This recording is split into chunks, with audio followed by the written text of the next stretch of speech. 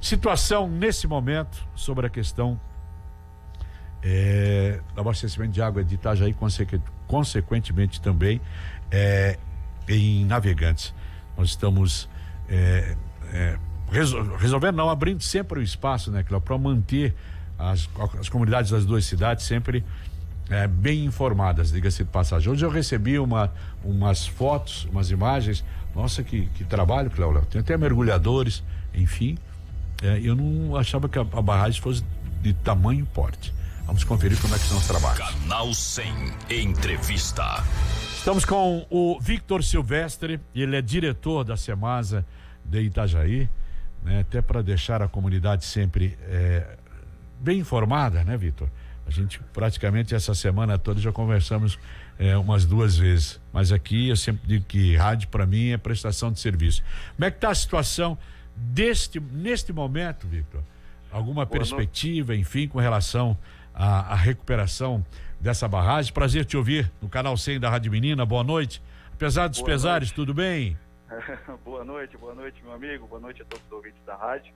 É sempre importante a gente estar trazendo essa transparência aí para a população, né? Dando a evolução dos trabalhos, né? A gente veio nessa semana aí os trabalhos evoluindo, né? Com a equipe de mergulhadores, né? Conseguimos produzir aí em tempo recorde, né? Uma chapa metálica aí com diversos, né? Uma operação bastante complexa, com gente de solda, de serralheria, enfim, né? Produzindo uma chapa com mais de 8 metros de largura ali, que vai fazer o tamponamento, né, dessa primeira etapa provisória aí, para a gente conseguir minimizar esse problema, né, da cunha salina. Então, essa chapa hoje foi produzida nos últimos 2 dias, enquanto os mergulhadores faziam o trabalho de preparo da estrutura subaquática, né, e essa chapa hoje, né, até uma informação interessante, hoje essa chapa foi para a água, né, então ela foi para debaixo da barragem, né, tamponou o parte do buraco que se abriu ali, né, com o solapamento das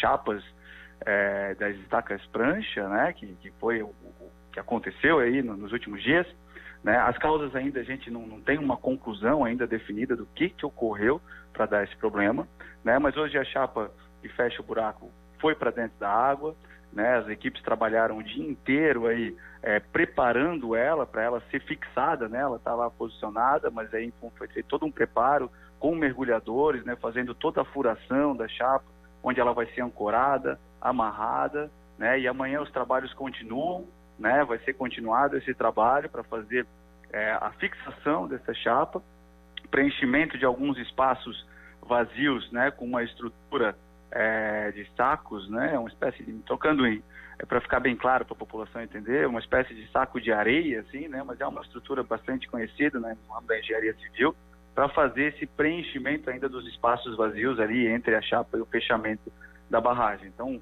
foi uma evolução bastante importante, né, a informação que nos chega dos mergulhadores é que realmente o fluxo de água por debaixo da barragem diminuiu drasticamente, né, dependendo aí agora da fixação e do preenchimento desse espaço vazio, para a gente então colocar novamente a barragem em operação e a gente conseguir ter uma condição de normalidade, né? Em contrapartida aí entram os trabalhos aí de projetos, né, para realmente o conserto definitivo. Perfeito. Previsão é difícil a gente fazer nesse momento, né, Victor? Uhum. Para retomada, né? Por enquanto a gente trabalha com a mesma expectativa que tínhamos desde o início da semana. O cronograma tem sido mantido, né? Então a gente espera que até o final dessa semana, até sábado ou domingo aí, a gente consiga já ter uma condição de normalidade. Lógico, né? Sempre é importante a gente esclarecer que essa é uma previsão. A gente não consegue hoje ter certeza, porque é um trabalho submerso, a maré também complica às vezes o próprio trabalho, né?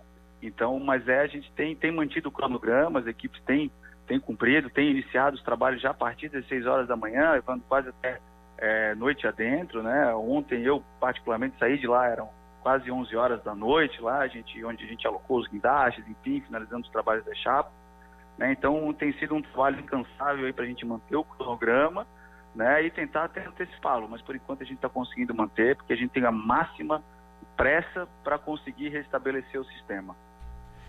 Victor, um detalhe, e o abastecimento nas localidades está sendo feito através de caminhões-pipa, isso ou não? Distribuição de água mineral também, né? Isso, a gente tem diversos pontos na cidade, né, que a população pode acessar o site do Semasa, www.semasitajaí.com.br. Lá tem exatamente os locais que estão alocados essas caixas, né, e os pontos de distribuição de água potável, né. Continuamos ainda nos trabalhos de ressarcimento de chuveiros resistentes, enfim, né. O que a gente conseguiu observar é que já houve uma diminuição do índice de salinidade, porque a gente também conseguiu operar, né, mais precisamente o próprio sistema de captação mesmo, né. Então, o que a gente tem feito? A gente tem reduzido a vazão de captação, né, a quantidade de água que a gente capta quando a gente está com período de maré alta e aumentado na maré baixa. Então, a gente já tem observado aí os índices de salinidade reduzindo um pouco, né, e até alguns relatos mesmo também temos recebido aí de moradores que sentiram uma pouca diferença, né, uma melhora também na questão dessa salinidade. Então, a gente tem trabalhado dessa forma para tentar minimizar os problemas, né? Victor Silvestre, diretor Semasa. Alguma informação adicional, de repente, quando a gente não faz pauta, né? Alguma informação a mais, de repente, Victor? Meu amigo, eu acho que é sempre importante, assim, a gente destacar e pedir encarecidamente para que a população ainda permaneça fazendo economia de água, né? Evitando o desperdício, né? Evitando lavar calçada, lavar carro, né? Por quê? Porque quanto mais fôlego, né? Quanto mais disponibilidade de água a gente tiver nos nossos reservatórios, melhor a gente consegue manobrar o sistema para captar na maré baixa, né, e captar menos na maré alta. Então é sempre importante reduzir o consumo, evitar esse desperdício, né, dentro da medida do possível, para que a gente consiga ter esse fôlego aí, conseguir minimizar os efeitos da cunha salina e da salinidade que vem pela maré. Um abraço, Victor. Obrigado pelas informações prestadas aqui, edição do Canal 100 da Rádio Menina. Boa noite. Um grande abraço, boa noite, meu amigo. Boa noite a todos os ouvintes.